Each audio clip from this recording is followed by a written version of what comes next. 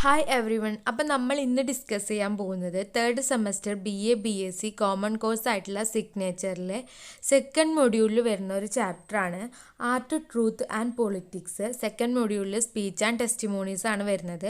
അതിൽ സ്പീച്ചസിൽ വരുന്ന ഒരു ചാപ്റ്ററാണിത്. ഹാരോൾഡ് പിൻറ്റർ അദ്ദേഹത്തിന് നോബൽ പ്രൈസ് കിട്ടിയ സമയത്ത് നടത്തിയ സ്പീച്ചാണ് നമുക്ക് പഠിക്കാനുള്ള ഈ ഒരു ആർട്ട് ട്രൂത്ത് ആൻഡ് പൊളിറ്റിക്സ് എന്ന് പറയുന്ന ഈ ഒരു ചാപ്റ്റർ. നമുക്ക് ആദ്യം ഹാരോൾഡ് പിൻറ്ററിനെ പറ്റി നോക്കാം. Harold Pinter is a Nobel prize winning English play writer, screen writer, director and actor. അപ്പോൾ ഹാരോൾഡ് പിൻറ്റർ എന്ന് പറയുന്നത് നോബൽ പ്രൈസ് ലഭിച്ച ഇംഗ്ലീഷ് പ്ലേ റൈറ്ററും സ്ക്രീൻ റൈറ്ററും ഡയറക്ടറും ആക്ടറും ഒക്കെയാണ്. His best known plays are the birthday party, the homecoming and betrayal. They also have been made into film. അപ്പോൾ അദ്ദേഹത്തിൻ്റെ പ്രസിദ്ധമായ നാടകങ്ങൾ എന്ന് പറയുന്നത് the birthday party, the homecoming and ബെട്രായൽ. അപ്പോൾ ഈ ഒരു 3 നാടകങ്ങളൊക്കെ തന്നെ സിനിമയും ആക്കിയിട്ടുണ്ട്. He was born in Hackney, East London. അപ്പോൾ അദ്ദേഹം ജനിക്കുന്നത് ഈസ്റ്റ് ലണ്ടനിലെ ഹാക്നിയിലാണ്. He was a keen cricket player. ഇതൊന്നും കൂടാതെ അദ്ദേഹം നല്ലൊരു ക്രിക്കറ്റ് പ്ലെയറും കൂടിയാണ്. In 1956 he married actress Vivien Merchant and had a son. He divorced Merchant and married a writer lady Antonia Fraser in 1980. അപ്പോൾ 1956 അദ്ദേഹം വിവിയൻ മെർച്ചൻ്റ് എന്നുള്ളൊരു നടിയെ വിവാഹം കഴിക്കുകയും അതിലൊരു മകനുണ്ടായി. അദ്ദേഹം ഈ ഒരു വിവിയൻ മെർച്ചൻറ്റിനെ ഡിവോഴ്സ് ചെയ്യുകയും അതിനുശേഷം 1980 റൈറ്ററായിട്ടുള്ള ലേഡി ആന്റണിയ ഫ്രേസറെ വിവാഹം കഴിക്കുകയും ചെയ്തു. Pinter received over 50 award and other honours including the Nobel prize for literature in 2005. അപ്പോൾ പിൻറ്ററിന് 50-ൽ പരം അവാർഡുകളും ബഹുമതികളും ലഭിച്ചിട്ടുണ്ട്. 2005 ലിറ്ററേച്ചറിനുള്ള നോബൽ പ്രൈസ് ലഭിച്ചത് ഹാരോൾഡ് പിൻറ്ററിനാണ്. Died from liver cancer. അപ്പോൾ അദ്ദേഹം മരിച്ചത് ലിവർ ക്യാൻസർ വന്നിട്ടാണ്. ഇത്രയുമാണ് ഓഥറിനെ പറ്റി പറയാനുള്ളത്.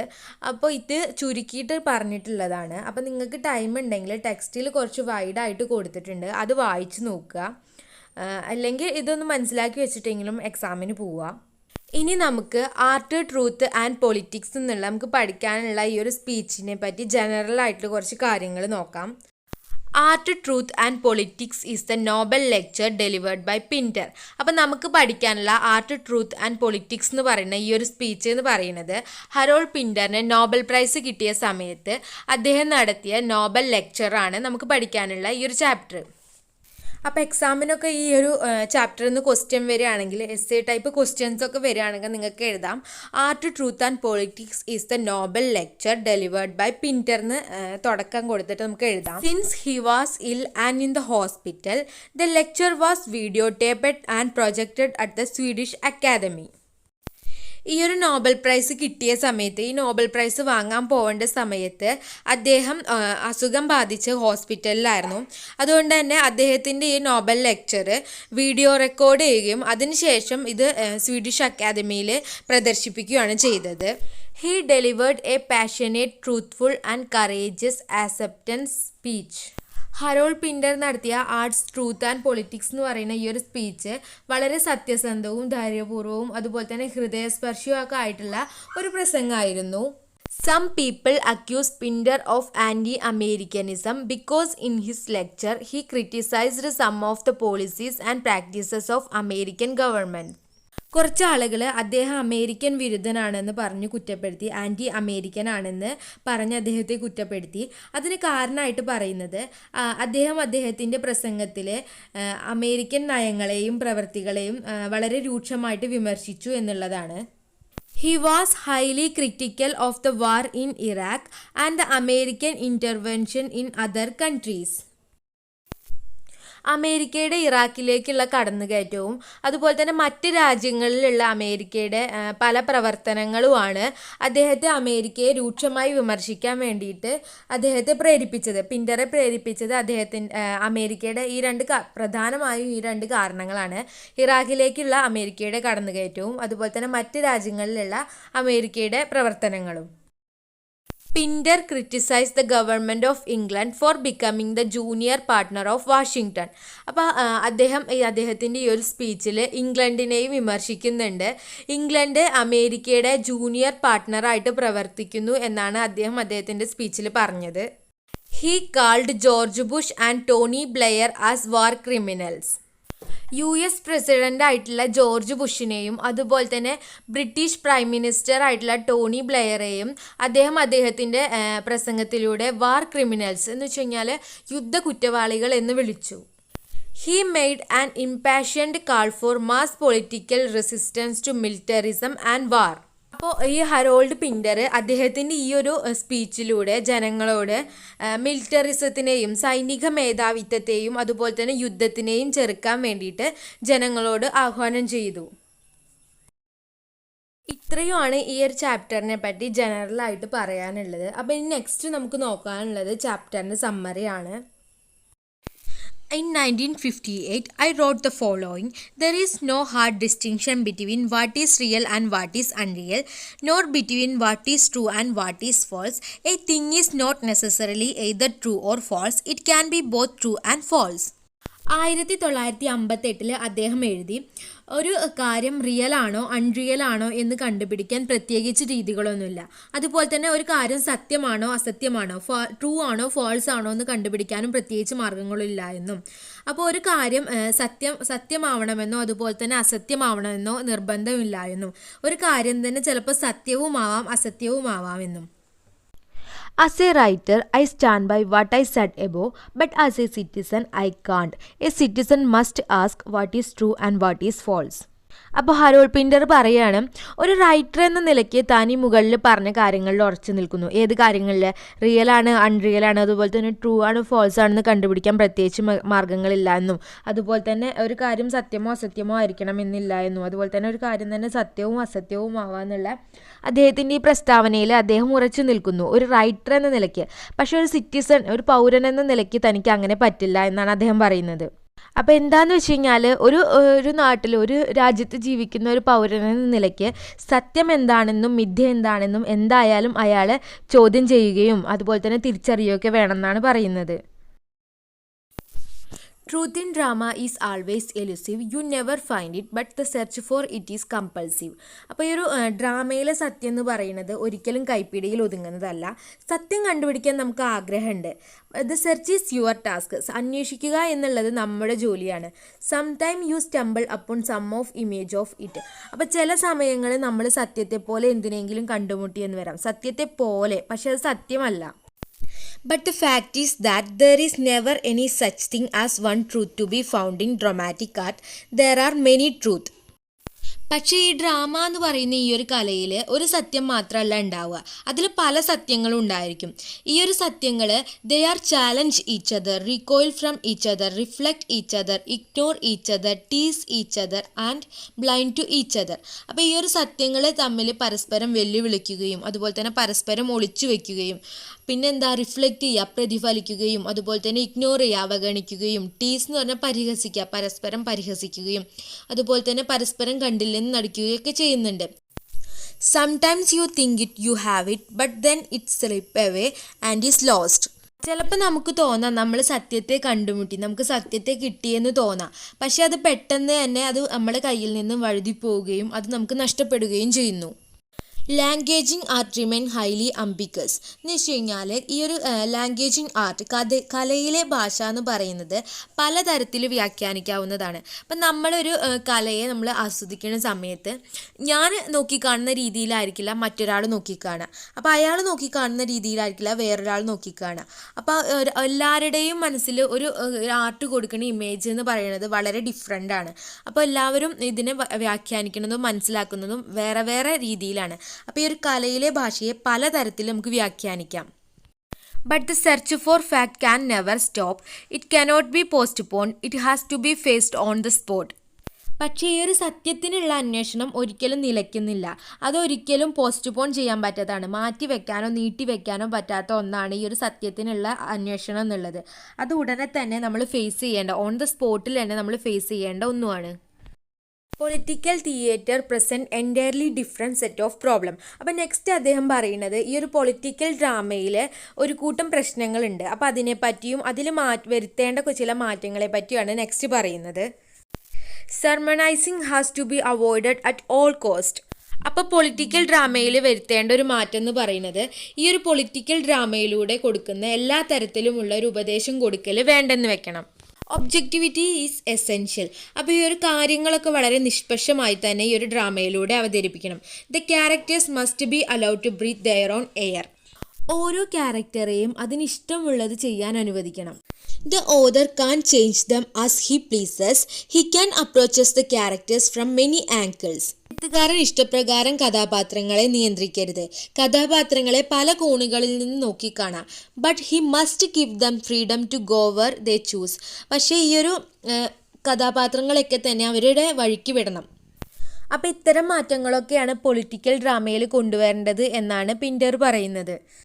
ഈ പാർട്ടൊന്ന് നോട്ട് ചെയ്ത് വെക്കുക. ചിലപ്പോൾ ക്വസ്റ്റ്യൻ വരാം, ഈ ഒരു പൊളിറ്റിക്കൽ ഡ്രാമയിൽ എന്തൊക്കെ ചേഞ്ചസ് ആണ് കൊണ്ടുവരാൻ വേണ്ടിയിട്ട് പിൻഡർ പറഞ്ഞത് എന്ന് ചോദിച്ചിട്ട് ചോദിക്കാം. അപ്പോൾ നമ്മൾ എഴുതണം സെർമണൈസിങ് അവോയ്ഡ് ചെയ്യുക, ഉപദേശം കൊടുക്കൽ ഒഴിവാക്കുക. അതുപോലെ തന്നെ objectivity is essential.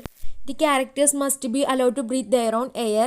The author can change them as he pleases. He can approach the characters from many angles, but must give them freedom to go where they choose. അപ്പോൾ ഇത്രയും കാര്യങ്ങൾ നമ്മൾ അങ്ങനെ ഒരു ക്വസ്റ്റ്യൻ വന്നു കഴിഞ്ഞാൽ എഴുതേണ്ടി വരും. അപ്പോൾ നെക്സ്റ്റ് പറയുന്നത് പൊളിറ്റിക്കൽ സാറ്റയറിനെ പറ്റിയിട്ടാണ്. അപ്പോൾ പൊളിറ്റിക്കൽ സാറ്റയർ എന്ന് പറഞ്ഞു കഴിഞ്ഞാൽ നമുക്കറിയാം, പൊളിറ്റിക്കൽ സാറ്റയർ എന്ന് പറഞ്ഞു കഴിഞ്ഞാൽ രാഷ്ട്രീയ ആക്ഷേപഹാസ്യം എന്നാണ്.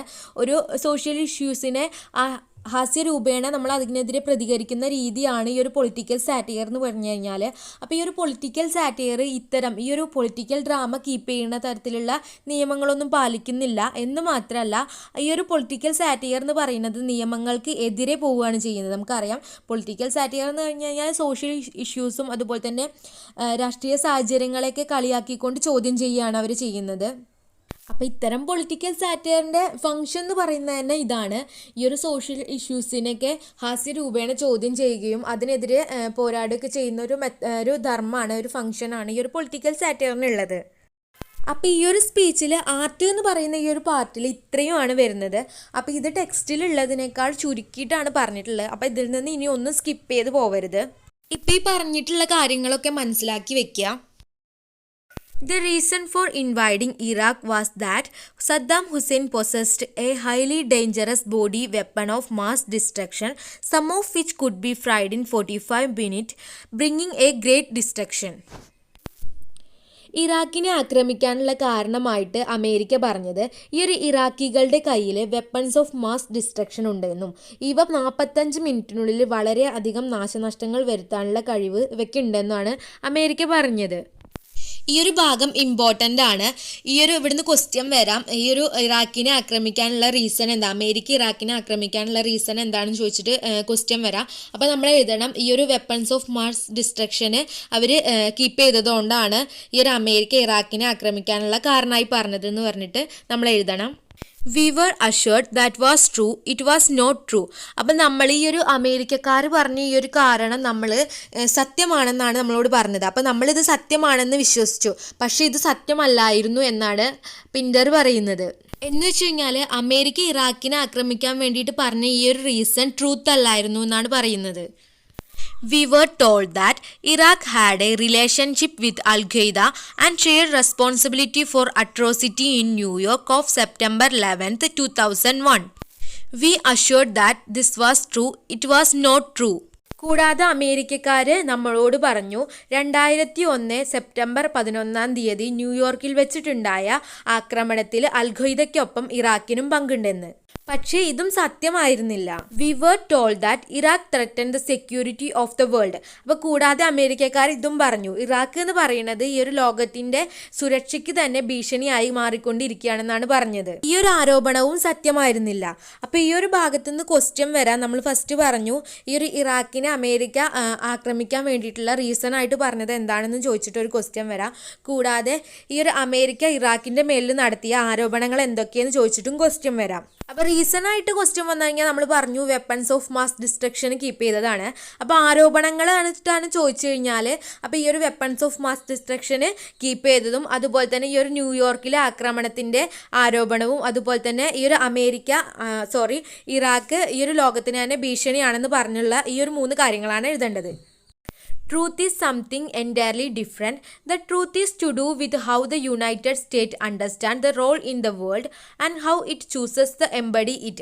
Truth എന്ന് പറയുന്നത് entirely different ആണ്.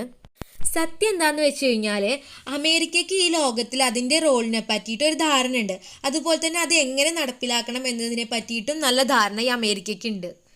നെക്സ്റ്റ് അദ്ദേഹം പറയുന്നത് ഈ ഒരു സെക്കൻഡ് വേൾഡ് വാറിന് ശേഷം കഴിഞ്ഞ കുറേ വർഷങ്ങളിലെ അമേരിക്കയുടെ ഈ ഒരു ഫോറിൻ പോളിസിയെ ഒന്ന് പരിശോധിക്കുകയാണ്. Everyone know what happened in the Soviet Union and throughout Eastern Europe during the post-war period. അപ്പോൾ ഈ ഒരു വേൾഡ് വാറിന് ശേഷം സോവിയറ്റ് യൂണിയനിലും അതുപോലെ തന്നെ കിഴക്കൻ യൂറോപ്പിലൊക്കെ എന്തൊക്കെയാണ് സംഭവിച്ചത് എന്ന് എല്ലാവർക്കും അറിയാം. The systematic brutality, the wide spread atrocities and ruthless suppression of independent thought. വളരെയധികം ക്രൂരതകളും അക്രമങ്ങളും അതുപോലെ തന്നെ സ്വതന്ത്ര ചിന്തയുടെ അടിച്ചമർത്തലൊക്കെ അവിടെ ഉണ്ടായി. All this has been fully documented and verified. But the US crime were not recorded or recognized as crime. It seemed as if the US could do whatever it wanted. അപ്പോൾ ഈ ഒരു സോവിയറ്റ് യൂണിയനിലും അതുപോലെ തന്നെ eastern യൂറോപ്പിലൊക്കെ നടന്ന ഈ ഒരു അക്രമങ്ങളും അതുപോലെ തന്നെ ക്രൂരതകളും സ്വതന്ത്ര ചിന്തകളുടെ അടിച്ചമർത്തലുകളൊക്കെ കൃത്യമായി രേഖപ്പെടുത്തുകയും അതുപോലെ തന്നെ പരിശോധിക്കുകയും ചെയ്തിട്ടുണ്ട്. പക്ഷേ അമേരിക്ക ഇതേ കാലഘട്ടത്തിൽ ചെയ്ത കുറ്റങ്ങളൊന്നും ഡോക്യുമെന്റ് ചെയ്യപ്പെടുകയോ അതുപോലെ തന്നെ അതൊന്നും കുറ്റങ്ങളായി തന്നെ കണക്കാക്കുന്നില്ല എന്നാണ് പറയുന്നത്. അപ്പോൾ ആ ഒരു കാലഘട്ടത്തിൽ അമേരിക്കയ്ക്ക് തോന്നിയതുപോലെ പ്രവർത്തിക്കാം എന്നുള്ളൊരു സ്ഥിതിയാണ് അന്നുണ്ടായിരുന്നത്. America's method is not direct inversion of a sovereign state. It has preferred low intensity conflict. അപ്പോൾ അമേരിക്കയുടെ രീതി എന്ന് പറയുന്നത് മറ്റ് രാജ്യങ്ങളെ നേരിട്ട് ആക്രമിക്കുന്നതല്ല, ലോ ഇൻറ്റൻസിറ്റി കോൺഫ്ലിക്റ്റ് ആണ് അവരുടെ രീതി. അപ്പോൾ ഈ ലോ ഇൻറ്റൻസിറ്റി കോൺഫ്ലിക്റ്റ് എന്താണെന്നാണ് നമുക്ക് ഇനി നോക്കാനുള്ളത്. ഈ ഒരു ലോ ഇൻറ്റൻസിറ്റി കോൺഫ്ലിക്റ്റ് ഇമ്പോർട്ടൻ്റ് ആണ്. അപ്പോൾ ക്വസ്റ്റ്യൻ വരാം ലോ ഇൻറ്റൻസിറ്റി കോൺഫ്ലിക്റ്റ് എന്താണെന്ന് ചോദിച്ചിട്ട്. Low intensity conflict means that thousands of people die but slower than if you dropped a bomb on them. It means that you infect the heart of the country and kill enemies slowly. അപ്പോൾ law intensity conflict എന്താണെന്ന് ചോദിച്ചു കഴിഞ്ഞാൽ ഇത്രയുമാണ് എഴുതേണ്ടത്. അപ്പോൾ ഈ ഒരു law intensity conflict എന്ന് പറഞ്ഞു കഴിഞ്ഞാൽ ഈ ഒരു ബോംബ് ഇടുന്ന സമയത്ത് പെട്ടെന്ന് ആളുകൾ മരിച്ചു പോകും. പക്ഷേ ഈ ഒരു മെത്തേഡിൽ പറഞ്ഞാൽ പെട്ടെന്ന് ആളുകൾ മരിച്ചു പോകുന്നില്ല, പക്ഷേ ആയിരക്കണക്കിന് ആളുകൾ മരിക്കുന്നു. അപ്പോൾ ഈ ഒരു നയത്തിൽ കൂടി അവർ ചെയ്യുന്നത് എന്താണെന്ന് വെച്ച് കഴിഞ്ഞാൽ ഒരു രാജ്യത്തിൻ്റെ ഹൃദയം ചീത്തയാക്കാം. അപ്പോൾ ഈ ഒരു രാജ്യത്തിൻ്റെ ഹൃദയത്തെ ചീത്തയാക്കുക എന്നുള്ളതുകൊണ്ട് ഉദ്ദേശിക്കുന്നത് ഇപ്പോൾ ഓരോ രാജ്യത്തിനും ഇമ്പോർട്ടൻ്റ് ആയിട്ടുള്ള ഓരോ കാര്യങ്ങളുണ്ടായിരിക്കും. അപ്പോൾ അതിനെ സൈലൻ്റ് ആയിട്ട് ഇവർ അറ്റാക്ക് ചെയ്യുകയാണ്, ആരും അറിയാതെ സൈലൻ്റ് ആയിട്ട് അറ്റാക്ക് ചെയ്യുക, അതിനുശേഷം ശത്രുക്കളെ കൊല്ലുക. അങ്ങനെയുള്ളൊരു മെത്തേഡാണ് ഇവർ സ്വീകരിക്കുന്നത്. When the population has been subdued, your friends, the military and the great corporates sit comfortably in power. You go before the camera and say that democracy has prevailed.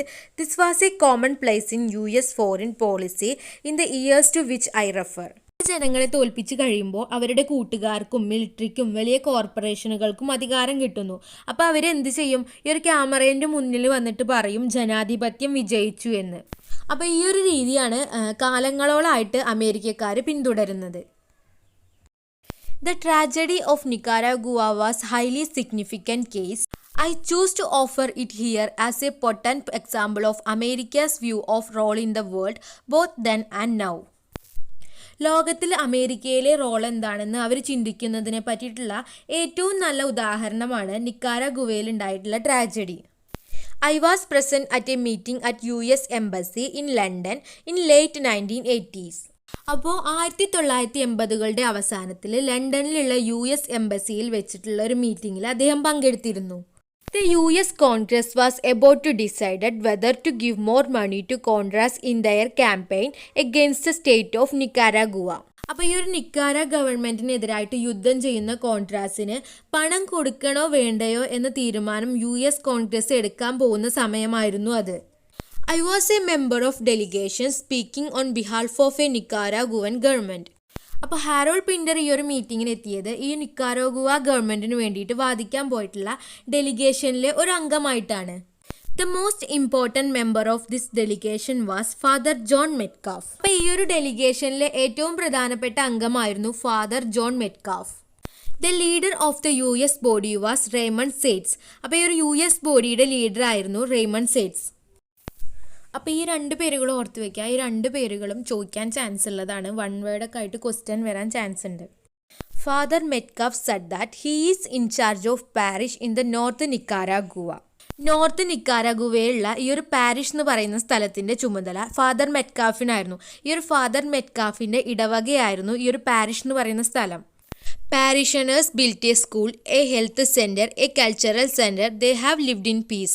അപ്പോൾ ഈ ഒരു പാരിഷിലുള്ള ആൾക്കാർ അവിടെ ഒരു സ്കൂളും ഒരു ഹെൽത്ത് സെൻറ്ററും അതുപോലെ തന്നെ ഒരു സാംസ്കാരിക കേന്ദ്രമൊക്കെ പണിതു. അതിനുശേഷം അവരവിടെ സമാധാനത്തോടെ ജീവിച്ചു പോരുമായിരുന്നു. A few months ago, a Contra force attacked the parish. They destroyed everything: the school, the health center, the cultural center. They raped the nurses and teachers, slaughtered the doctors in the most brutal manner. പാരിഷിലുള്ള ആൾക്കാർ വളരെ സന്തോഷത്തോടെയും സമാധാനത്തോടെയും ജീവിച്ചു പോരുന്ന സമയത്താണ് ഒരു കോൺട്രാഫോഴ്സ് വന്നിട്ട് ഈ ഒരു പ്രദേശത്തെ ആക്രമിച്ച് കീഴടക്കിയത്. അവരെന്ത് ചെയ്തു? ഈ ഒരു സ്കൂളും ഹെൽത്ത് സെൻറ്ററും അതുപോലെ തന്നെ ഇവർ പണിത സാംസ്കാരിക കേന്ദ്രമൊക്കെ നശിപ്പിച്ചു കളഞ്ഞു. ഇതൊന്നും കൂടാതെ ഈ കോൺട്രാഫോഴ്സിലുള്ള ഈ പട്ടാളക്കാർ അവിടെയുള്ള നഴ്സുമാരെയും ടീച്ചേഴ്സിനെയൊക്കെ റേപ്പ് ചെയ്യുകയും ചെയ്തു. അതുപോലെ തന്നെ ഡോക്ടേഴ്സിനെ വളരെ ക്രൂരമായിട്ട് കൊന്നുകളഞ്ഞു. They behave like savages. Please demand that US government withdraw its support from this shocking terrorist activity. കോൺട്രാഫോഴ്സിലുള്ള ആളുകൾ വളരെ മൃഗീയമായിട്ടാണ് അവിടുത്തെ ആളുകളോട് പെരുമാറിയിരുന്നത്. അതുകൊണ്ട് തന്നെ ഈ ഒരു കോൺട്രാഫോഴ്സിന് യാതൊരു വിധത്തിലുള്ള സപ്പോർട്ട് ചെയ്യരുത് എന്ന ആവശ്യം അമേരിക്കയോട് ഫാദർ മെറ്റാക്കാഫ് ഉന്നയിച്ചത്. അപ്പം നിക്കാരാഗുവയിലെ ട്രാജഡിയെ പറ്റി ഇത്രയൊക്കെയാണ് ഇതിൽ പറഞ്ഞിട്ടുള്ളത്.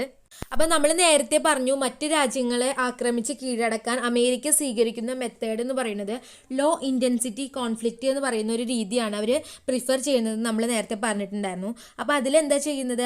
ഒരു രാജ്യത്തിൻ്റെ ഹൃദയത്തെ നശിപ്പിക്കുകയും അതിനുശേഷം ശത്രുക്കളെ സാവധാനം കൊല്ലുകയാണ് ചെയ്യുന്നതെന്ന് പറഞ്ഞു. അമേരിക്കയുടെ ലോ ഇൻറ്റൻസിറ്റി കോൺഫ്ലിക്റ്റ് മെത്തേഡ് ഉദാഹരണ സഹിതം എക്സ്പ്ലെയിൻ ചെയ്യാൻ ചോദിക്കുകയാണെങ്കിൽ ഈ ഒരു ലോ ഇൻറ്റൻസിറ്റി കോൺഫ്ലിക്റ്റ് മെത്തേഡ് എന്താണെന്ന് എഴുതുക. അതിനുശേഷം ഈ ഒരു നിക്കാരാഗുവയിൽ നടന്നിട്ടുള്ള ഈ ഒരു ട്രാജഡീനെ പറ്റി എഴുതുക. അപ്പോൾ അതിനുള്ള ഉത്തരവും Raymond Seitz had a very good reputation as a rational, responsible and highly sophisticated man. He was greatly respected in diplomatic circle. He said that in war innocent people always suffer. തട്ടാറ്റും കൂടി ഉണ്ട്. അപ്പം next പറയുന്നത് Raymond സെറ്റ്സിനെ പറ്റിയിട്ടാണ്. അപ്പം നമ്മൾ നേരത്തെ പറഞ്ഞിട്ടുണ്ടായിരുന്നു Raymond sets എന്ന് പറയുന്നത് ഈ ഒരു ലണ്ടനിൽ നടക്കുന്ന ഈ ഒരു മീറ്റിങ്ങിൽ ഈ ഒരു US ബോഡിയുടെ ലീഡറാണെന്ന് നമ്മൾ പറഞ്ഞിട്ടുണ്ടായിരുന്നു.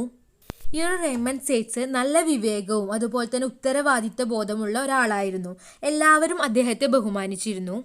കൂടാതെ അദ്ദേഹം പറയുന്നുണ്ട് ഈ ഒരു യുദ്ധത്തിൽ ഏറ്റവും കൂടുതൽ ദുരിതം അനുഭവിക്കേണ്ടി വരുന്നത് നിഷ്കളങ്കരാണെന്ന്. അപ്പോൾ ഹരോൾഡ് പിൻറ്റർ പറയാണ് അങ്ങനെ ഒരാളെങ്കിലും പറഞ്ഞു ഈ ഒരു US ഗവൺമെൻറ്റിൻ്റെ സഹായത്തോടു കൂടി ഈ ഒരു കോൺട്രാസ് നിക്കാരാഗുവയിൽ നടത്തുന്ന അക്രമങ്ങളുടെ ഇരകൾ നിഷ്കളങ്കരാണെന്ന്. ഈ ഒരു റെയ്മണ്ട് സെറ്റ്സ് ഈ നിഷ്കളങ്കരാണ് ഈ യുദ്ധത്തിൻ്റെ ഇരകൾ എന്ന് പറഞ്ഞെങ്കിലും അദ്ദേഹം പറഞ്ഞു ഈ ഒരു കോൺട്രാസിനെതിരായിട്ട് സംസാരിക്കുന്നവരെ അദ്ദേഹം പിന്തുണയ്ക്കില്ല എന്നും. കാരണം എന്താ? യാഥാർത്ഥ്യങ്ങൾ അവരെ ഒരിക്കലും പിന്തുണയ്ക്കില്ല എന്നുള്ളതാണ്. അപ്പം എന്താണ് ഇവിടെ പറയുന്നത്? ഈ ഒരു സഫർ ചെയ്യുന്നത് ഈ ഒരു ഇന്നസെൻ്റ് ആയിട്ടുള്ള ആളുകളാണെന്ന് അവർക്ക് അറിയാം. പക്ഷേ ഈ ഒരു ഫാക്റ്റിനെ അവർ സ്വീകരിക്കാൻ തയ്യാറല്ല. ഈ ഒരു ട്രൂത്തിനെ സ്വീകരിക്കാൻ അവർ തയ്യാറല്ല. നെക്സ്റ്റ് പറയുന്നത് എന്താ? Previously president Reagan made the following statement: the contras are the moral equivalent of our founding fathers. President Reagan പറയാണ് ഈ ഒരു അമേരിക്കയുടെ ഫൗണ്ടിങ് ഫാദേഴ്സ് ഈ ഒരു കോൺട്രാസുമായിട്ട് ഇക്വാലന്റ് ആയിരുന്നു എന്ന്. The US supported the brutal Somoza dictatorship in Nicaragua for over 40 years. 40 വർഷത്തിൽ കൂടുതൽ നിക്കാരാഗുവയിലെ ക്രൂരനായിട്ടുള്ള ഏകാധിപതിയായ സൊമോസയെ അമേരിക്ക സപ്പോർട്ട് ചെയ്തിരുന്നു. The Nicaraguan people led by Sandinista overthrew this regime in 1979, a breathtaking popular revolution. നിക്കാരാഗുവയിലെ ജനങ്ങൾ സൊമോസയുടെ ഭരണത്തിൽ പൊറുതിമുട്ടിയിട്ട് 1979 സൊമോസയെ അട്ടിമറിച്ചു. ഈ ഒരു വിപ്ലവത്തിൽ ഇവരെ ലീഡ് ചെയ്തത് സാൻഡിനിസ്റ്റ ആയിരുന്നു. അപ്പോൾ ഇനി പറയാൻ പോകുന്നത് ഈ ഒരു സാൻഡിനിസ്റ്റയെ പറ്റിയിട്ടാണ്. ഇമ്പോർട്ടൻറ്റ് ഭാഗമാണ്, നോട്ട് ചെയ്ത് വെക്കുക. The Sandinista were not perfect. Their political philosophy contained a number of contradictory elements, but they were intelligent, rational and civilized. They set out to establish a stable, decent, pluralistic society. ഈ ഒരു സാൻഡിനിസ്റ്റ് ഒരിക്കലും ഒരു perfect ആയിട്ടുള്ള ആളായിരുന്നില്ല. കൂടാതെ ഇവരുടെ ഒരു political ഫിലോസഫിയിൽ അവരുടെ ഒരു തത്വസംഹിതയിൽ ഒരുപാട് കോൺട്രഡിക്ടറി എലമെൻറ്റ്സ് ഉണ്ട്, ഒരുപാട് കുറവുകൾ ഉണ്ടായിരുന്നു. But they were intelligent, rational and civilised. ഇവരുടെ ഈ ഒരു പൊളിറ്റിക്കൽ ഫിലോസഫിയിൽ ഒരുപാട് കുറവുകൾ ഉണ്ടെങ്കിൽ പോലും അവർ വളരെ ഇൻ്റലിജൻറ്റും വളരെ ബുദ്ധിയുള്ളവരും അതുപോലെ തന്നെ വിവേകമുള്ളവരും അതുപോലെ തന്നെ സംസ്കാരം ഉള്ളവരുമായിരുന്നു. കൂടാതെ അവര് സ്റ്റേബിൾ ആയിട്ടുള്ള, നിലനിൽപ്പുള്ള, അതുപോലെ തന്നെ ആദരണീയമായിട്ടുള്ള ഒരു ഭരണം കാഴ്ചവെക്കാൻ അവർ ശ്രമിച്ചു. അപ്പൊ ഇത്തരത്തിലുള്ള ഒരു ഭരണത്തിന് വേണ്ടിയിട്ട് അവർ നടപ്പിലാക്കിയ കുറെ മാറ്റങ്ങളെ പറ്റിയാണ് ഇനി പറയാനുള്ളത്. അപ്പൊ അത് ഇമ്പോർട്ടൻ്റ് ആണ്, ചോദിക്കാം. അപ്പോൾ ഈ ഒരു നല്ല ഭരണം കാഴ്ചവെക്കാൻ വേണ്ടിയിട്ട് അവർ ആദ്യം ചെയ്തത് ഡെത്ത് പെനാലിറ്റി വാസ് അബോളിഷ്ഡ്. ഈ ഒരു വധശിക്ഷ നടപ്പിലാക്കുന്നത് അവർ നിർത്തലാക്കി. നെക്സ്റ്റ് അവർ ചെയ്തത് millions of poverty stricken peasants were brought back from the death. ദാരിദ്ര്യം അനുഭവിക്കുന്ന ലക്ഷക്കണക്കിന് കർഷകരെ അവർ ഈ ഒരു മരണത്തിൽ നിന്നും പിടിച്ചുയർത്തി. Over 1 lakh families were given title to land. 1,00,000-ലധികം കുടുംബങ്ങൾക്ക് അവർക്ക് അവരുടെ ഭൂമി പതിച്ചു നൽകി. 2000 school were built, literacy was reduced, free education and health service were established. 1000 സ്കൂളുകൾ ഇവർ പണിതു. അതുപോലെ തന്നെ സാക്ഷരത വർദ്ധിപ്പിച്ചു. ജനങ്ങൾക്ക് ഫ്രീ എഡ്യൂക്കേഷനും ഹെൽത്ത് സർവീസുകളും ചെയ്തു കൊടുത്തു. അതുപോലെ ഇൻഫാന്റ് മോർട്ടാലിറ്റി റേറ്റ് റെഡ്യൂസ് ചെയ്തു. അതുപോലെ തന്നെ പോളിയോ വാസ് എറാഡിക്കേറ്റഡ്. പോളിയോ ഇല്ലാതാക്കി, നിർമ്മാർജ്ജനം ചെയ്തു. ഇത്രയും കാര്യങ്ങളാണ് ഈ ഒരു സാൻഡിനിസ്റ്റയുടെ ഗവൺമെന്റ് ചെയ്തിട്ടുള്ളത്. അപ്പോൾ ഇത് ഇമ്പോർട്ടൻ്റ് ആണ്, ചോദിക്കും. അപ്പോൾ ഇമ്പോർട്ടൻ്റ് ആയതുകൊണ്ട് ഒന്നുകൂടി ഓർമ്മിപ്പിക്കുകയാണ്. എന്തൊക്കെയാണ് ചെയ്തത്? ഈ ഒരു വധശിക്ഷ നിർത്തലാക്കി, അതുപോലെ തന്നെ കർഷകരെ ദാരിദ്ര്യത്തിൽ നിന്നും മുക്തരാക്കി, അവർക്ക് ഭൂമി പതിച്ചു കൊടുത്തു. അതുപോലെ തന്നെ 2000 സ്കൂളുകൾ പണിതു, സാക്ഷരത വർദ്ധിപ്പിച്ചു, ജനങ്ങൾക്ക് ഫ്രീ എഡ്യൂക്കേഷനും ഹെൽത്ത് സർവീസും ചെയ്തു കൊടുത്തു, ശിശുമരണ നിരക്ക് കുറച്ചു, പോളിയോ നിർമ്മാർജ്ജനം ചെയ്തു. ഇത്രയും കാര്യങ്ങളാണ് ഈ ഒരു സാൻഡിനിസ്റ്റയുടെ ഗവൺമെന്റ് ചെയ്തത്. United State finally brought down the Sandinista government. ഇത്രയൊക്കെ കാര്യങ്ങൾ ചെയ്ത ഈ ഒരു ഗവൺമെന്റിനെ, ഈ ഒരു സാൻഡിനിസ്റ്റ ഗവൺമെന്റിനെ അമേരിക്കൻ ഗവൺമെന്റ് വീഴ്ത്തി. ലോങ് സഫറിങ്, വളരെയധികം നീണ്ടു നിന്ന സഹനങ്ങളും അതുപോലെ തന്നെ 30,000 പേരുടെ ഡെത്തും ഈ ഒരു ജനങ്ങളെ വളരെയധികം തളർത്തി. ആ നാട്ടിലെ ജനങ്ങൾ വീണ്ടും ദാരിദ്ര്യം കൊണ്ട് പൊറുതിമുട്ടി. കാസിനോസ് അവിടെ തിരിച്ചെത്തി. അതുപോലെ തന്നെ അവിടെ ഉണ്ടായിരുന്ന ഫ്രീ എഡ്യൂക്കേഷനും ഹെൽത്ത് സർവീസുകളൊക്കെ നിലച്ചു. ബിസിനസ് കോർപ്പറേറ്റുകൾ അവരുടെ നാട്ടിലേക്ക് വീണ്ടും തിരിച്ചെത്തി. ആ നാട് മൊത്തം വീണ്ടും നശിച്ചു തുടങ്ങി. അപ്പോൾ അതേസമയം അമേരിക്ക എന്താ പറഞ്ഞത്? ഡെമോക്രസി ഹാഡ് പ്രിവൈൽഡ്, ജനാധിപത്യം ജയിച്ചു എന്ന്. അപ്പോൾ ഇത്തരത്തിലുള്ള നയങ്ങളാണ് ഈ ലോകത്ത് മൊത്തം അമേരിക്ക പിന്തുടരുന്നത്. The US supported all right-wing military dictatorship in the world after Second World War. ഈ ഒരു സെക്കൻഡ് വേൾഡ് വാറിന് ശേഷം Indonesia, Greece, Uruguay, Brazil, Paraguay, Haiti, Turkey, Philippines, Guatemala, El Salvador, Chile മുതലായ രാജ്യങ്ങളിലേക്ക് വലതുപക്ഷ മിലിറ്ററി ഏകാധിപതികളെ അമേരിക്ക പിന്തുണച്ചു. The horror it inflicted on Chile in 1973 can never be forgiven. Hundreds of thousands of deaths took place throughout these countries. All of them are attributable to American foreign policy. 1973 ചിലിയിൽ നടമാടിയ അതിക്രമങ്ങൾ ക്ഷമ അർഹിക്കുന്നതല്ല. ലക്ഷക്കണക്കിന് ആളുകൾ ഈ രാജ്യങ്ങളിൽ മരിച്ചു. അതിൻ്റെ ഒരു പ്രധാന കാരണം എന്ന് പറയുന്നത് ഈ ഒരു അമേരിക്കയുടെ ഫോറിൻ പോളിസിയാണ്. US ഗവൺമെന്റ് ഈ ഒരു റൈറ്റ് വിങ് മിലിറ്ററി ഡിക്റ്റർഷിപ്പിനെ സപ്പോർട്ട് ചെയ്തതുകൊണ്ടാണ് ഈ രാജ്യങ്ങളിലൊക്കെ ഇത്രത്തോളം അതിക്രമങ്ങളും മറ്റും ഉണ്ടായത്. അപ്പോൾ അമേരിക്കയുടെ ലക്ഷ്യം എന്ന് പറയുന്നത് അതുതന്നെയാണ്. ഈ രാജ്യങ്ങളിലൊക്കെ അക്രമം അഴിച്ചുവിടുക എന്നുള്ള ഒരു ലക്ഷ്യത്തോട് കൂടിയിട്ടാണ് ഈ ഒരു റൈറ്റ് വിങ് മിലിറ്ററിയെ ഈ ഒരു അമേരിക്ക ഗവൺമെൻറ് സപ്പോർട്ട് ചെയ്യുന്നത്. അപ്പോൾ ഇവിടെയൊക്കെ ഇവർ ഉപയോഗിക്കുന്നത് ഈ ഒരു ലോ ഇൻറ്റൻസിറ്റി കോൺഫ്ലിക്റ്റ് മെത്തേഡാണ്. ഈ ഒരു രീതിയിലൂടെ മറ്റ് രാജ്യങ്ങളിലെ കീഴടക്കാനുള്ള അമേരിക്കയുടെ തന്ത്രമാണിത്. ഇത്രയൊക്കെ പ്രശ്നങ്ങൾ ഓരോ രാജ്യങ്ങളിൽ നടന്നിട്ടും ഇങ്ങനെയൊന്നും നടന്നിട്ടില്ല എന്നാണ് ജനങ്ങൾ അഭിനയിക്കുന്നത്. ഇത്രയൊക്കെ ക്രൂരമായിട്ടും അതുപോലെ തന്നെ പശ്ചാത്താപം ഇല്ലാതെ പെരുമാറിയിട്ടും അമേരിക്കയെ കുറ്റപ്പെടുത്താൻ അധിക പേരും തയ്യാറാവുന്നില്ല. അപ്പോൾ അതിനെന്താ കാരണം? ലോക നന്മയ്ക്ക് വേണ്ടി പ്രവർത്തിക്കുക എന്നുള്ളൊരു മുഖം മൂടി ധരിച്ചിട്ടാണ് അവർ മുൻപോട്ട് പോകുന്നത്. അപ്പോൾ അതാണ് അവർ പെരുമാറുന്ന ഒരു തന്ത്രം. ലോക നന്മയ്ക്ക് വേണ്ടിയിട്ടാണ് അവർ പ്രവർത്തിക്കുന്നത് എന്നാണ് പറയുന്നത്. പക്ഷേ അവർ ചെയ്യുന്നതോ മറ്റു രാജ്യങ്ങളെ തകർക്കാനുള്ള പ്രവൃത്തികളാണ് ഇവർ ചെയ്യുന്നത്. ഈ ലോക നന്മയ്ക്ക് വേണ്ടിയിട്ട് പ്രവർത്തിക്കുക എന്നുള്ള ഈ ഒരു മുഖം മൂടി ധരിച്ചിട്ട് മറ്റുള്ളവരെ കബളിപ്പിച്ച് അവർ വിജയകരമായി മുന്നേറുന്നു എന്നാണ് ഹരോൾഡ് പിൻറ്റർ ഇവിടെ പറയുന്നത്. നെക്സ്റ്റ് എന്താ പറയുന്നത്? What has happen to our moral sensibility? നമ്മളുടെ മനസാക്ഷിക്ക് എന്ത് പറ്റി എന്ന് ഈ ഒരു ജനങ്ങളോട് അദ്ദേഹം, ഈ ഒരു ഹരോൾഡ് പിൻറ്റർ ചോദിക്കുകയാണ്. അപ്പോൾ നമ്മളുടെ ഈ ഒരു മനസാക്ഷി, നമ്മളുടെ ഈ മോറൽ സെൻസിബിലിറ്റി എന്ന് പറയുന്നത് നമ്മുടെ പ്രവൃത്തിയിലേക്ക് മാത്രം ചുരുങ്ങേണ്ട ഒന്നല്ല എന്നും കൂടാതെ മറ്റുള്ളവരോട് നമുക്ക് കുറച്ച് റെസ്പോൺസിബിലിറ്റീസ് ഉണ്ടെന്നാണ് പറയുന്നത്. അതിനുശേഷം അദ്ദേഹം ജനങ്ങളോട് എന്താ പറയുന്നത്, look at Guantanamo bay, Guantanamo ബേയിലേക്ക് നോക്കാനാണ് പറയുന്നത്. There 100 people are detained without any charge for 3 years. ഇപ്പോൾ ഈ ഒരു ഗാണ്ടാനാമോ ബേയിൽ 100 കണക്കിന് ആൾക്കാരെ കുറ്റമൊന്നും ആരോപിക്കാതെ 3 വർഷത്തോളമായിട്ട് അവിടെ തടവിൽ പാർപ്പിച്ചിരിക്കുകയാണ്. This is in defiance of Geneva convention. കുറ്റമൊന്നും ചെയ്യാതെ ആളുകളെ തടവിൽ പാർപ്പിക്കുക എന്നുള്ളത് ഈ ഒരു ജനീവ കൺവെൻഷനെതിരാണ്. The international community hardly think about it. അപ്പോൾ ഈ ഒരു ലോക സമൂഹം തന്നെ ഈ ഒരു തടവുകാരെ പറ്റി ഒന്നും ചിന്തിക്കുന്നേ ഇല്ല. The outrage is committed by a country which declares itself to be leader of the free world. അപ്പോൾ ഈ ഒരു കാര്യങ്ങളൊക്കെ ചെയ്യുന്നത് സ്വാതന്ത്ര്യമുള്ള ഒരു ലോകത്തിൻ്റെ നേതാവായി സ്വയം പ്രഖ്യാപിച്ച ഒരു രാജ്യമാണ് ഈ ഒരു പ്രവൃത്തികളൊക്കെ ചെയ്യുന്നത് എന്നുള്ളതാണ് ഏറ്റവും വലിയ കഷ്ടം എന്നാണ് അദ്ദേഹം ഇവിടെ പറയുന്നത്. അപ്പോൾ എന്താ ഈ ഒരു അമേരിക്ക ചെയ്യുന്നത്? സ്വാതന്ത്ര്യമുള്ള ഒരു ലോകത്തിൻ്റെ നേതാവാണെന്ന് അവർ സ്വയം പ്രഖ്യാപിച്ചതിന് ശേഷം ഒരു കുറ്റവും ചെയ്യാത്ത 100 കണക്കിന് ആളുകളെ 3 വർഷത്തോളമായിട്ട് ജയിലിൽ അടയ്ക്കപ്പെട്ടിരിക്കുകയാണ്. അപ്പോൾ ഇത് ഈ ഒരു ജനീവ കൺവെൻഷൻ്റെ റൂൾസിനൊക്കെ എതിരായിട്ടാണ് ഇവരിത് ചെയ്തുകൊണ്ടിരിക്കുന്നത്. ഇത്തരത്തിലുള്ള റൂളുകളൊന്നും പാലിക്കാതെ അവർ സ്വാതന്ത്ര്യം മറ്റുള്ളവർക്ക് നൽകുന്നു എന്ന് പറയുകയും എന്നാൽ ജനങ്ങളെ തടങ്കിലടയ്ക്കുകയാണ് ചെയ്യുന്നത്. ഒരു കുറ്റവും ചെയ്യാതെ തന്നെ തടവിൽ അടയ്ക്കപ്പെട്ടിട്ടുള്ള ഈ ഒരാളുകളെ പറ്റിയാണ് നെക്സ്റ്റ് അദ്ദേഹം പറയുന്നത്. ഒരു ഗാൻഡനാമോ ബേയിലെ തടവുകാരെ പറ്റിയിട്ട് നമ്മൾ ചിന്തിക്കാറുണ്ടോ എന്നുള്ള ഒരു ചോദ്യം ജനങ്ങളോട് ചോദിക്കുകയാണ് ഇവിടെ ഹരോൾഡ് പിൻറ്റർ. അപ്പോൾ ഈ ഒരു ഗാൻഡനാമോ ബേ എന്ന് പറയുന്നത് ഒരു കടലിൻ്റെ നടുക്കുള്ള ഒരു ചെറിയ ദ്വീപിലുള്ള ഒരു ജയിലാണ്. അവിടെയാണ് ഈ ഒരു കുറ്റവും ചെയ്യാത്ത ഉള്ള ഈ ഒരു 100 കണക്കിന് ആളുകൾ തടങ്കിൽ അടയ്ക്കപ്പെട്ടിരിക്കുന്നത്. അപ്പോൾ അവർക്ക് അവിടുന്ന് രക്ഷപ്പെടണം എന്ന് ആഗ്രഹം ഉണ്ടെങ്കിലും നടക്കില്ല. കാരണം ചുറ്റുഭാഗം കടലാണ്. രക്ഷപ്പെടണം എന്ന് ആഗ്രഹം ഉണ്ടെങ്കിലും അവിടുന്ന് രക്ഷപ്പെടാൻ പറ്റില്ല. അപ്പം ഈ ഒരു പ്രവൃത്തിക്ക് എതിരായിട്ട് ചിലർ നിരാഹാര സത്യാഗ്രഹമൊക്കെ ചെയ്യുന്നുണ്ട്.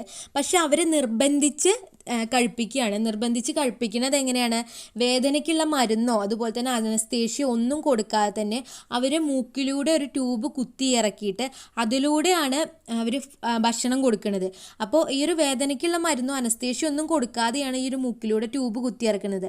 അപ്പോൾ ഇവരെ ടോർച്ചർ ചെയ്യുക എന്നുള്ളൊരു ഉദ്ദേശം വെച്ച് മാത്രമാണ് ഈ ഒരു ട്യൂബ് മൂക്കിലൂടെ അവർ കുത്തി ഇറക്കുന്നത്. അല്ലാതെ ഈ ഒരു ഭക്ഷണം കൊടുത്തിട്ട് അവരുടെ ജീവൻ നിലനിർത്തുക എന്നുള്ളൊരു ഉദ്ദേശമല്ല ഈ ഒരു അധികാരികൾക്ക് ഉള്ളത്. ഇവരെ എങ്ങനെയെങ്കിലുമൊക്കെ വേദനിപ്പിച്ചിട്ട് ഇവരെ ഈ നിരാഹാര സത്യാഗ്രഹത്തിൽ നിന്നും അവരെ പിന്തിരിപ്പിക്കാൻ വേണ്ടിയിട്ടുള്ള അവരുടെ ഒരു നടപടിയാണിത്. ഇത്തരം ക്രൂരമായ പ്രവൃത്തികൾക്കെതിരെ പോലും ആരും ശബ്ദമുയർത്തുന്നില്ല. കാരണം ഈ ഒരു പ്രവൃത്തിക്കെതിരായിട്ട് ആരെങ്കിലും ശബ്ദിച്ചാൽ അത് അമേരിക്കയ്ക്കെതിരായിട്ടുള്ള ഒരു പ്രസ്താവനയായിട്ട് കണക്കാക്കുമെന്ന് ആദ്യം തന്നെ അമേരിക്കൻ ഗവൺമെൻറ് പറഞ്ഞിട്ടുണ്ടായിരുന്നു. അപ്പോൾ ഇതിനെതിരെ ടോണി ബ്ലെയർ ഉൾപ്പെടെ മറ്റാരും ഇതിനെതിരെ പ്രതികരിക്കുന്നില്ല. ഇറാഖിലെ ആക്രമണം ഒരു കൊള്ളസംഘത്തിന്റെ ആക്രമണമായിരുന്നെന്നും മാധ്യമങ്ങൾ ഉപയോഗിച്ച് ഈ ഒരു മീഡിയ ഉപയോഗിച്ച് അമേരിക്ക പ്രചാരണം നടത്തി. ഈ ഇറാഖിന്റെ കയ്യിൽ വളരെ ഈ ഒരു വെപ്പൺസ് ഓഫ് മാസ് ഡിസ്ട്രക്ഷൻ ഉണ്ടെന്ന് ഈ ഒരു മീഡിയ ഉപയോഗിച്ച് അമേരിക്ക പ്രചാരണം നടത്തി. പിന്നീട് എന്താ പറയുന്നത്? മിഡിൽ ഈസ്റ്റിൽ ഡെമോക്രസിയും ഫ്രീഡവും ഒക്കെ നിലനിർത്തണം എന്ന പേരിൽ ലക്ഷക്കണക്കിന് നിഷ്കളങ്കരായിട്ടുള്ള ഇന്നസെൻ്റ് ആയിട്ടുള്ള പീപ്പിൾസിനെ അമേരിക്ക അവിടെയും കൊന്നൊടുക്കി.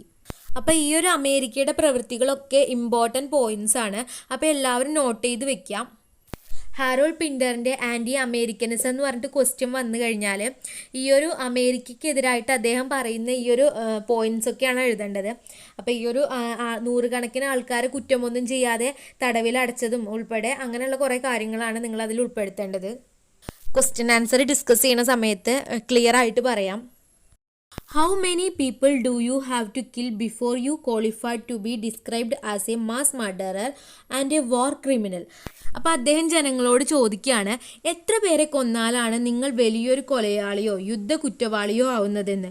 100,000 പേരെ കൊന്നു കഴിഞ്ഞാൽ നിങ്ങളൊരു വലിയ കൊലയാളിയോ യുദ്ധ കുറ്റവാളിയോ ആവുക എന്നാണ് അദ്ദേഹം ജനങ്ങളോട് ചോദിക്കുന്നത്. അപ്പോൾ ഈ ഒരു ജോർജ് ബുഷും ടോണി ബ്ലെയറും അതിൽ കൂടുതൽ ആൾക്കാരെ കൊന്നിട്ടുണ്ട്. ഈ 100,000-ലധികം മില്യൺസ് ഓഫ് പീപ്പിൾസിനെ ഈ ഒരു ബുഷും ബ്ലെയറും കൂടിയിട്ട് കൊന്നിട്ടുണ്ട്.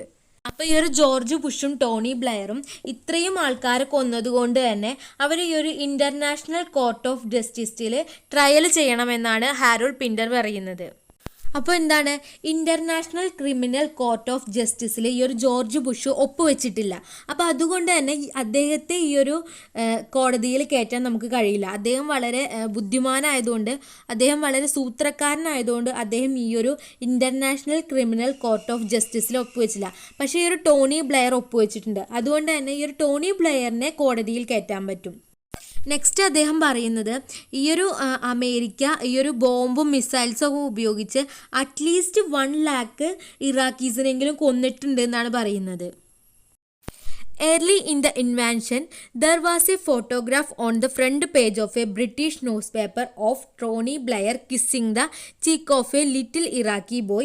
A grateful child, said the caption. അപ്പോൾ ഈ ഒരു ഇറാഖ് യുദ്ധത്തിൻ്റെ തുടക്കത്തിൽ ഒരു ബ്രിട്ടീഷ് പത്രത്തിൻ്റെ മുൻ പേജിൽ ടോണി ബ്ലെയർ ഒരു ഇറാഖി പയ്യൻ്റെ കവിളത്ത് ഉമ്മ വെക്കുന്നതായിട്ട് ഒരു ചിത്രം വന്നിരുന്നു.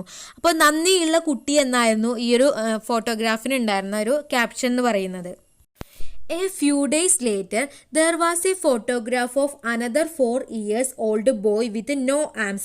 അപ്പോൾ കുറച്ച് ദിവസങ്ങൾ കഴിഞ്ഞപ്പോൾ 2 കൈയും അറ്റുപോയിട്ടുള്ള വേറൊരു കുട്ടിയുടെ പടവും ഈ ഒരു പത്രത്തിൻ്റെ ഉൾപേജിൽ വന്നു. അപ്പോൾ ഈ ഒരു യുദ്ധത്തിൽ ഈ ഒരു കുട്ടിയുടെ കൈകൾ നഷ്ടപ്പെട്ടു പോയതാണ്. His family had been blown up by a missile. അപ്പോൾ അവൻ്റെ അച്ഛനും അമ്മയെയും അതുപോലെ തന്നെ അവൻ്റെ കുടുംബത്തിലുള്ള മറ്റുള്ളവരെയൊക്കെ ഒരു മിസൈൽ ആക്രമണത്തിൽ അവന് നഷ്ടപ്പെട്ടിട്ടുണ്ടായിരുന്നു. അപ്പോൾ ഇവൻ അനാഥനാക്കപ്പെടുകയും ചെയ്തു. കൂടാതെ ഇവൻ്റെ 2 കൈകളും ഈ ഒരു യുദ്ധത്തിലൂടെ നഷ്ടപ്പെടുകയും ചെയ്തു. ഇതിലൊന്നും യാതൊരു പങ്കുമില്ലാത്ത ഇന്നസെൻ്റ് ആയിട്ടുള്ള നിഷ്കളങ്കരായിട്ടുള്ള മനുഷ്യ ജീവിതങ്ങളാണ് ഈ ഒരു യുദ്ധത്തിൻ്റെ ഇരകളായിട്ട് കൂടുതലായി മാറുന്നത്. Boy asked, when do I get my arms back? Tony Blair was not holding him in his arm. Blood is dirty. It dirties your shirt and tie. ഈ ഒരു 4 വയസ്സുള്ള ഈ ഒരു കൈകൾ നഷ്ടപ്പെട്ട ഈ ഒരു കുട്ടി എപ്പോഴാണ് തനിക്ക് തൻ്റെ കൈകൾ തിരിച്ചു കിട്ടുക എന്ന് ചോദിക്കുന്നുണ്ട്. പക്ഷെ ആ കുട്ടിയെ ടോണി ബ്ലെയർ ചേർത്ത് പിടിക്കുന്നില്ല. കാരണം എന്താ, ചോര വൃത്തികേടാണ്. അയാളുടെ ഷർട്ടും ടൈയൊക്കെ അത് മലിനമാക്കും. നെക്സ്റ്റ് എന്താ പറയുന്നത്, 2000 അമേരിക്കൻസ് ആൾസോ ഡൈ. അപ്പോൾ ഈ ഒരു യുദ്ധത്തിൽ 2000 അമേരിക്കക്കാരും മരിച്ചു. അപ്പോൾ ഈ ഒരു മരിച്ച അമേരിക്കക്കാരൊക്കെ അവരുടെ ശ്മശാനത്തിൽ കൊണ്ടുപോയിട്ട് രാത്രി തന്നെ മറവ് ചെയ്തു. The mutilated rot in their beds, some for the rest of their lives. അപ്പോൾ എന്താണ്, ഈ ഒരു കയ്യും കാലൊക്കെ യുദ്ധത്തിൽ കയ്യും കാലൊക്കെ നഷ്ടപ്പെട്ടവർ കട്ടിലിൽ കിടന്ന് തന്നെ നശിച്ചു. ചിലർ കട്ടിലിൽ നിന്ന് ഒരിക്കലും എഴുന്നേറ്റില്ല. യുദ്ധം തരുന്ന ബാക്കിയാക്കുന്ന ജനങ്ങളുടെ ജീവിതങ്ങളാണ് അദ്ദേഹം ഈ ഒരു വാക്കുകളിലൂടെ ഇവിടെ വരച്ചിടുന്നത്. അപ്പോൾ 2 പക്ഷത്തുള്ള ആളുകൾക്കും ഈ ഒരു ഇന്നസെൻ്റ് ആയ പീപ്പിൾസിനാണ് കൂടുതൽ നഷ്ടം വരുന്നത്. അവർക്ക് അവരുടെ കയ്യും കാലും അവരുടെ ശരീരഭാഗങ്ങളൊക്കെ നഷ്ടപ്പെടുകയാണ്. ഇനി അദ്ദേഹം പറയുന്നത് അമേരിക്ക എന്ന വൻ ശക്തിയെ പറ്റിയാണ്. അപ്പോൾ അമേരിക്കയ്ക്ക് 132 രാജ്യങ്ങളിലായിട്ട് 702 മിലിറ്ററി ഇൻസ്റ്റാളേഷൻ ഉണ്ടെന്നും അതുപോലെ തന്നെ 8000 active and operational nuclear warheads ഉണ്ട്. അപ്പോൾ അതിൽ തന്നെ 2000 എണ്ണം 15 മിനിറ്റിനുള്ളിൽ തന്നെ വിക്ഷേപിക്കാൻ തയ്യാറുള്ളതാണ്. It is developing a new system of nuclear force known as bunker busters. അപ്പോൾ ഒരു ബങ്കർ ബസ്റ്റേഴ്സ് എന്നുള്ള പേരിൽ ഒരു പുതിയ ന്യൂക്ലിയർ ഫോഴ്സിൻ്റെ ഒരു ഡെവലപ്പിങ്ങിലാണ് ഈ ഒരു അമേരിക്ക. അപ്പോൾ ഈ ഒരു ബങ്കർ ബസ്റ്റർ എന്നുള്ള ഈ ഒരു പേര് നോട്ട് ചെയ്ത് വെക്കുക, ചോദിച്ചേക്കാം. The British are also planning to replace their nuclear missile Trident. Who are they aiming at? You, me, China, Paris. This can be called infantile insanity and it is at the heart of present American political philosophy. അപ്പോൾ അമേരിക്കക്കാർ ഈ ഒരു യുദ്ധത്തിൻ്റെ മെത്തേഡിൽ മാറ്റം വരുന്ന പോലെ തന്നെ ബ്രിട്ടീഷുകാരും അവരുടെ മിസൈൽ ട്രൈഡൻറ്റ് മാറ്റാനുള്ള ശ്രമത്തിലാണ്. അപ്പോൾ അവരാരെയാണ് ഉന്നം വയ്ക്കുന്നത്? നിങ്ങളെയാണോ, എന്നെയാണോ, ചൈനയാണോ, പാരീസ് ആണോ? ഇതിനെ വെറും ഒരു കുട്ടിപ്രാന്തായിട്ട് മാത്രമേ കണക്കാക്കാൻ കഴിയൂ എന്നും. അപ്പോൾ ഈ ഒരു കാര്യം എന്ന് പറയുന്നത് അമേരിക്കൻ രാഷ്ട്രീയ ചിന്താഗതിയുടെ ഹൃദയമാണിത്. ബ്രിട്ടീഷ് ഗവൺമെൻറ് എന്ന് വെച്ച് കഴിഞ്ഞാൽ ഈ ടോണി ബ്ലെയർ അമേരിക്കയെ അനുകരിക്കാൻ വേണ്ടി ശ്രമിക്കുകയാണ്. അവരുടെ ഈ രാഷ്ട്രീയ നയങ്ങളെ അനുകരിക്കാൻ വേണ്ടിയിട്ടാണ് ഈ ഒരു ബ്രിട്ടീഷ് ഗവൺമെൻറ് ശ്രമിക്കുന്നത്. Many thousands of Americans are sickened by the action of their government, but they are not a unified force. I know President Bush has many excellent speechwriters, but I would write one short address for him to make on television to the nation. അപ്പോൾ അമേരിക്കയിൽ തന്നെ ആയിരക്കണക്കിന് ആളുകൾ ഇവരുടെ ഈ ഗവൺമെൻറ്റിൻ്റെ നടപടികൾക്കെതിരാണ്. പക്ഷെ അവർക്കിടയിൽ ഒരു ഐക്യമില്ല. അതിനുശേഷം അദ്ദേഹം പറയാണ് ജോർജ് ബുഷിന് ഈ ഒരു സ്പീച്ച് എഴുതാൻ, അദ്ദേഹത്തിന് ഈ ഒരു പബ്ലിക് സ്പീച്ചൊക്കെ നടത്താൻ വേണ്ടിയിട്ട്, അത് എഴുതാൻ വേണ്ടിയിട്ട് എക്സലൻ്റ് ആയിട്ടുള്ള സ്പീച്ച് റൈറ്റേഴ്സ് ഉണ്ട്. പക്ഷേ ഈ ഒരു ഹരോൾഡ് പിൻറ്റർ അദ്ദേഹത്തിന് ഈ ഒരു ടെലിവിഷനിൽ രാജ്യത്തോട് പറയാൻ വേണ്ടിയിട്ട് ഒരു ചെറിയ പ്രസംഗം അദ്ദേഹം എഴുതി കൊടുക്കാമെന്ന് പറയുകയാണ്. My God is good, Bin Laden's God is bad, Saddam God was bad, we are not barbarians, we don't chop people's head off, we believe in freedom, I am elected leader of a freedom-loving democracy, we are a compassionate society. എൻ്റെ ദൈവം നല്ലവനാണ്, bin ലാദൻ്റെ ദൈവം ചീത്തയാണ്, സദ്ദാമിൻ്റെ ദൈവം ചീത്തയായിരുന്നു. നമ്മളൊരിക്കലും barbarians അല്ല, നമ്മൾ ആരുടെയും തല വെട്ടുന്നുമില്ല, നമ്മൾ സ്വാതന്ത്ര്യത്തിൽ വിശ്വസിക്കുന്നു, സ്വാതന്ത്ര്യത്തെ സ്നേഹിക്കുന്ന ജനാധിപത്യത്തിൻ്റെ തിരഞ്ഞെടുക്കപ്പെട്ട നേതാവാണ് ഞാൻ, നമ്മൾ മറ്റുള്ളവരോട് ദയ കാണിക്കുന്ന ഒരു സമൂഹമാണ്. We give compassionate electrocution and compassionate lethal injection. We are the great nation. I am not a dictator. He is. I am not a barbarian. He is. They all are. I possess moral authority. You see it first. This is my moral authority. Don't forget it. അപ്പോൾ ഇവിടെ പറയുന്നത് ഈ ഒരു Harold Pinter ഈ ഒരു George ബുഷിന് എഴുതി കൊടുക്കുക എന്ന് പറഞ്ഞിട്ടുള്ള ഈ ഒരു സ്പീച്ചിൽ ഇൻക്ലൂഡ് ചെയ്യേണ്ട കാര്യങ്ങളാണ്. അപ്പോൾ എന്താ പറയുന്നത്, നമ്മൾ വളരെ ദയാപൂർവമാണ് ആൾക്കാരെ ഇലക്ട്രോക്യൂട്ട് ചെയ്യുന്നതും വിഷം കുത്തിവെച്ച് കൊല്ലുന്നതും. നമ്മളൊരു മഹത്വമുള്ള രാജ്യമാണ്, ഞാനൊരു ഏകാധിപതിയല്ല അവനാണ്, ഞാനൊരു കാടനല്ല അവനാണ്, അവരെല്ലാവരുമാണ്. അപ്പോൾ ഈ ഒരു അവർ എന്നൊക്കെ ഉള്ളതുകൊണ്ട് ഉദ്ദേശിക്കുന്നത് ഈ ഒരു ബിൻ ലാദനെയും സദ്ദാമിനെയൊക്കെയാണ്, സദ്ദാം ഹുസൈനെയൊക്കെയാണ്. അപ്പോൾ നെക്സ്റ്റ് എന്താ പറയുന്നത്, എനിക്ക് മനസാക്ഷിയുടെ ശക്തിയുണ്ട്, നിങ്ങൾ എൻ്റെ ഈ മുഷ്ടി കണ്ടോ, ഇതാണ് എൻ്റെ മനസാക്ഷി, ഇതാണ് എൻ്റെ അധികാരം, അത് മറക്കേണ്ട. ഇത്രയും കാര്യങ്ങളാണ് ഹാരോൾഡ് പിൻറ്റർ ഈ ഒരു ജോർജ് ബുഷിന് എഴുതി കൊടുക്കാം എന്ന് പറയുന്ന ഒരു സ്പീച്ചിൽ ഇൻക്ലൂഡ് ചെയ്യുന്നത്. അദ്ദേഹം എഴുതി കൊടുക്കാന്ന് പറയുന്ന ഈ ഒരു വാക്കുകളിലൂടെ അദ്ദേഹം സത്യത്തിൽ ഈ ഒരു ജോർജ് ബുഷിനെയും അമേരിക്കൻ ഗവൺമെന്റിനെയും പരിഹസിക്കുകയാണ് ചെയ്യുന്നത്.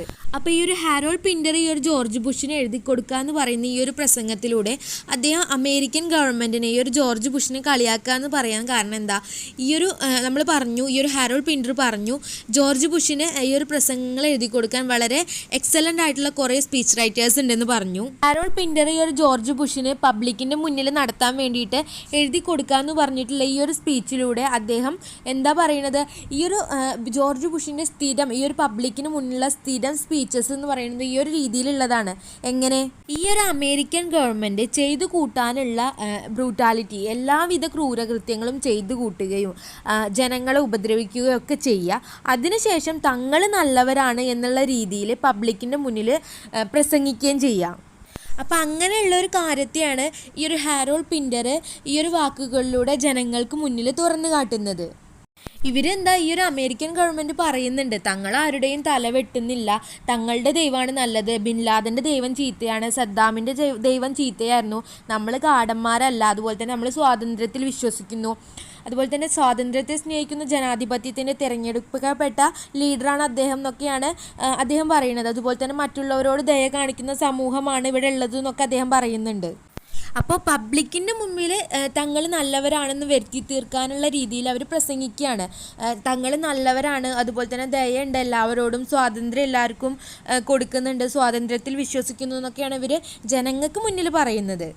പിന്നീട് ഈ ഒരു ഹാരോൾഡ് പിൻറ്റർ എഴുതി കൊടുക്കാമെന്ന് പറയുന്ന ഒരു പ്രസംഗത്തിൽ പറയുന്നത് എന്താണ്, നമ്മൾ വളരെ ദയാപൂർവമാണ് ആൾക്കാരെ ഇലക്ട്രോക്യൂട്ട് ചെയ്യുന്നതും വിഷം കുത്തിവെച്ച് കൊല്ലുന്നതും. ഇലക്ട്രോക്യൂട്ട് ചെയ്യുക എന്ന് പറഞ്ഞാൽ ഷോക്ക് അടിപ്പിച്ച് കൊല്ലുക. എങ്ങനെയാണ് ഈ ആൾക്കാരെ ദയാപൂർവ്വം ഷോക്ക് അടിപ്പിച്ച് കൊല്ലുകയും വിഷം കുത്തിവെച്ച് കൊല്ലുകയും ചെയ്യുക, അതെങ്ങനെ ദയാപൂർവ്വമാവുക? അപ്പോൾ അതിൽ തന്നെ നമുക്ക് മനസ്സിലാക്കാം അദ്ദേഹം ഈ ഒരു ജോർജ് ബുഷിനെയും അമേരിക്കൻ ഗവൺമെൻറ്റിനെയൊക്കെ കളിയാക്കുകയാണ്. അതിനുശേഷം എന്താ പറയുന്നത്, നമ്മൾ മഹത്വമുള്ള ഒരു രാജ്യമാണ്, എങ്ങനെയാണ് ആൾക്കാരെ ഈ ഒരു ഷോക്ക് അടിപ്പിച്ച് കൊല്ലുകയും അതുപോലെ തന്നെ വിഷം കുത്തിവെച്ച് കൊല്ലുകയൊക്കെ ചെയ്തതിന് ശേഷം നമ്മളൊരു മഹത്വമുള്ള രാജ്യമാണെന്ന് പറയാൻ കഴിയുക? ഇത്രയൊക്കെ ചെയ്തു കൂട്ടിയിട്ടും എന്താ പറയുന്നത്, ഞാനൊരു ഏകാധിപതിയല്ല, ഞാനൊരു കാടനല്ല എന്നാണ് പറയുന്നത്. പിന്നെ ആരാണ് അവരാണ്, അവർ എന്നുള്ളതുകൊണ്ട് ഉദ്ദേശിക്കുന്നത് ഈ ഒരു ഇറാഖ് ഗവൺമെൻറ്റിനെയാണ്. ഇതൊക്കെ കഴിഞ്ഞിട്ട് പറയുന്നത് എന്താ, തനിക്ക് മനസാക്ഷിയും ഉണ്ടെന്നാണ് പറയുന്നത്.